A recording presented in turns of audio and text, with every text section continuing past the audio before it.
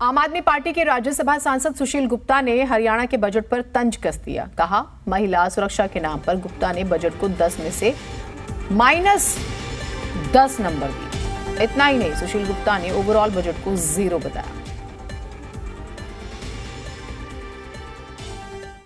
हरियाणा सरकार का बजट पेश हो चुका है, लेकिन सत्र में उस पर चर्चा के लिए अगले महीने का इंतजार करना होगा, क्योंकि नया प्रयोग किया गया है और उस हिसाब से अगले महीने उस पर चर्चा होगी। लेकिन तमाम जो पॉलिटिकल पार्टी हैं वो अपने अपने हिसाब से इसका आकलन भी कर रहे हैं। हम पहुंचे हैं आम आदमी पार्टी के हरियाणा के प्रभारी और राज्यसभा सांसद सुशील गुप्ता जी के पास। एमपी साहब, ये आकलन आप भी लिए बैठे हो, कुछ स्लाइड जो सरकार से जारी हुई हैं वो हमारे पास भी हैं। किस वजह से आपकी प्रेस कॉन्फ्रेंस सुन रहा था, आप क्रिटिसाइज कर रहे हैं, इसमें तो हर वर्ग का ध्यान रखा गया है। शिक्षा की अगर आप बात कर लो, प्रत्येक ब्लॉक में खोलेंगे 2 स्कूल, कक्षा 6ठी से 8वीं तक को दी जाएगी कौशल शिक्षा। इसके अलावा जो कहीं ना कहीं प्रयास है, बुढ़ापा दिव्यांग पेंशन जो है 2500 से सीधा 250 रुपये का फ़ायदा पेंशन में है।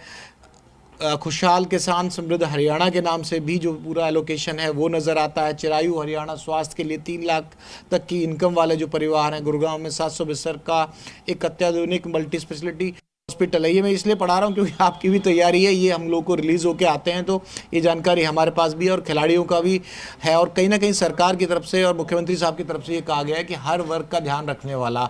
और एक जिक्र आप वो भी कर रहे थे, इसी में जोड़ देता हूँ कि टैक्स है, बिल्कुल टैक्स जीएसटी के हिसाब से लगता है, लेकिन आप रजिस्ट्री करा लीजिए, वो तो सरकार के पास जाता है हरियाणा में, उसका टैक्स है। या छोटे मोटे जो भी और कार्य होते हैं हरियाणा में उसका पैसा जाता है, तो उनमें कोई बढ़ोतरी ना करना, चाहे लाइसेंसिंग की बात कर लें, चाहे रोडवेज़ की जो परिवहन से जुड़े मामले हैं, वो पैसा सरकार के पास जाता है। तो इस तरह से खर्चा है सरकार का, उसको डिवाइड करने का एक रोड मैप दिखाई नज़र आता है, लेकिन कमाई के लिए जनता पर अतिरिक्त भार नहीं है। बहुत लांबा साहब आपने ये बातें कही। हरियाणा सरकार ने बुलेटिन जारी किया, ये सिर्फ एक निराशाजनक बजट इन्होंने पेश किया है। 50,000 करोड़ पे घाटे का बजट पेश किया है।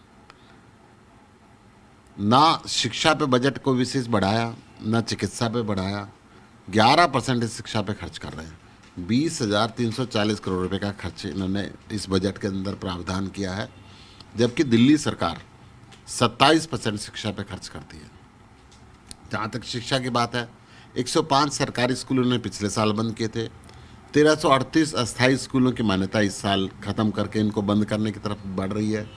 चिराग योजना करके इन्होंने प्राइवेट स्कूल में पढ़ने वालों को 1000 रुपये देने की बात करी और सरकारी स्कूल में पढ़ने वाले से 500 रुपये लेने की बात करी। इन्होंने शिक्षा के अंदर कुल 4000 नए डेस्क खरीदने की बात करी है, जबकि इनके 5600 स्कूल हैं। 5600 स्कूलों के अंदर क्या रिक्वायरमेंट बनती है, आज भी टाट के ऊपर बच्चे वहाँ पर बैठ रहे हैं। आंगनवाड़ी को भी प्ले स्कूल में बदल दिया जाएगा।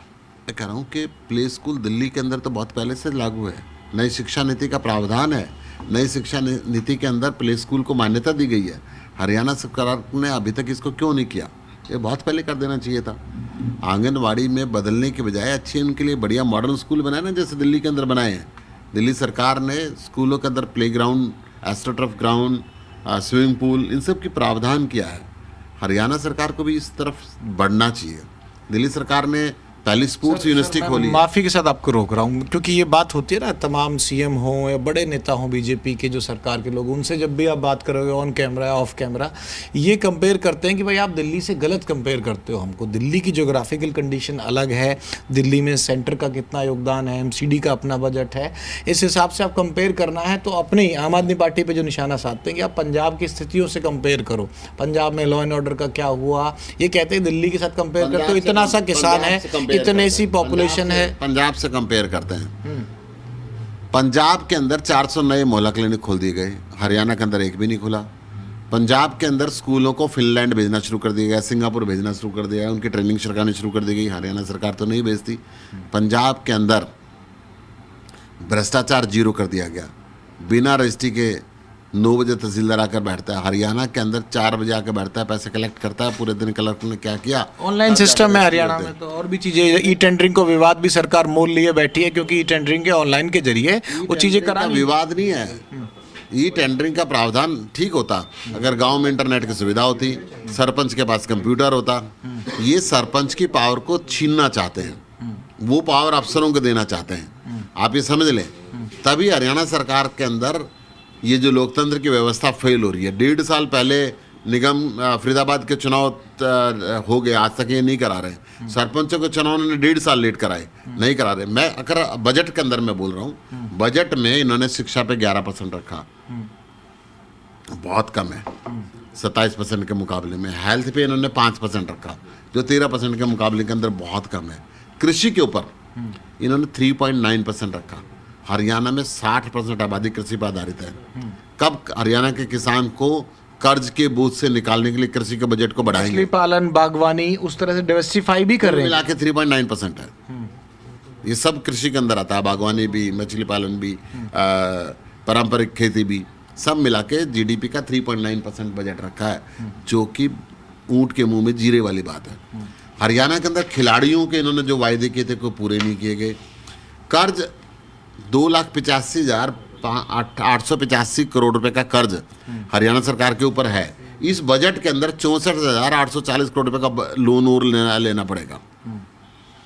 ये इन्होंने प्रावधान इस बजट के अंदर किया है। पिछली बार 51 कैपिटल इनकम में लग रहा है कि भाई इंफ्रास्ट्रक्चर डेवलप हो रहा है, उससे रोजगार आएगा, और वो प्रपोर्शन है जितना परसेंट पे लोन लेते हैं।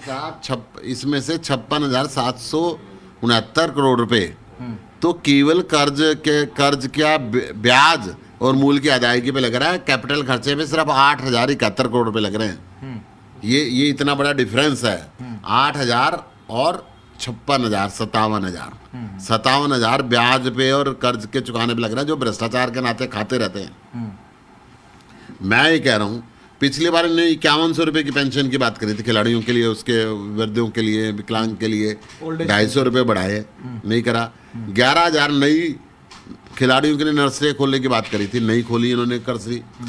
खेल नीति के अंदर 65,000 ग्रुप सी और डी के भर्तियों का ऐलान किया था बजट में, 50,000 नौकरियों का ऐलान किया था, कुछ नहीं हुआ।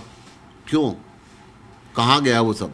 कौशल रोजगार निगम बना दिया, उसके थ्रू नौकरी हो। रोजगार निगम, नो पर्ची नो खर्ची। देखिए, कौशल रोजगार निगम एक फाइल को पेटा भरने की बात है। वो भारत सरकार का एक रोजगार पोर्टल है। जब ये ट्रेंड शिक्षक नहीं मिलते तो कहते हैं हम कौशल रोजगार से ले रहे हैं। सारी वैकेंसियाँ खाली पड़ी हुई हैं। 14,000 से ऊपर टीचर्स की वैकेंसी खाली है, 33% पद खाली पड़े हुए हैं। तो बजट पे एक आखिरी सवाल, जीरो के अलावा कुछ नंबर देंगे? क्योंकि किसी भी विपक्षी दल से पूछोगे तो वो जीरो नंबर ही देगा। अब मैं एमपी साहब आपसे पूछना चाह रहा हूँ कि 10 में से जीरो के अलावा कुछ नंबर देने हो तो आप कितने दोगे? महिला सुरक्षा में -10 देंगे। अच्छा, क्योंकि संदीप सिंह, जिस पे महिला यौन का अपराध का चार्ज है, टेबल पे हाथ मार मार के मुख्यमंत्री कहता है नहीं हटाएंगे, नहीं हटाएंगे, नहीं हटाएंगे। महिलाओं के प्रति इनकी उदासीनता दिखती है, -10 देते हैं। और बाकी ओवरऑल बाकी जीरो। मतलब आगे जीरो पे। तो साहब साफ तौर पे कह रहे हैं कि तमाम बजट के जो नंबर नहीं दिए जा सकते, सबसे महत्वपूर्ण है कि महिलाओं की सुरक्षा को लेकर इस पूरे बजट के जो प्रयास हैं, और संदीप सिंह के जरिए भी, और संदीप सिंह पर जिस तरह के आरोप हैं खेल मंत्री पर, -10 नंबर महिलाओं की सुरक्षा के लिए आम आदमी पार्टी के हरियाणा के प्रभारी और राज्यसभा सांसद सुशील गुप्ता दे रहे हैं। कैमरामैन गौरव के साथ विनोद लांबा, जी मीडिया, दिल्ली।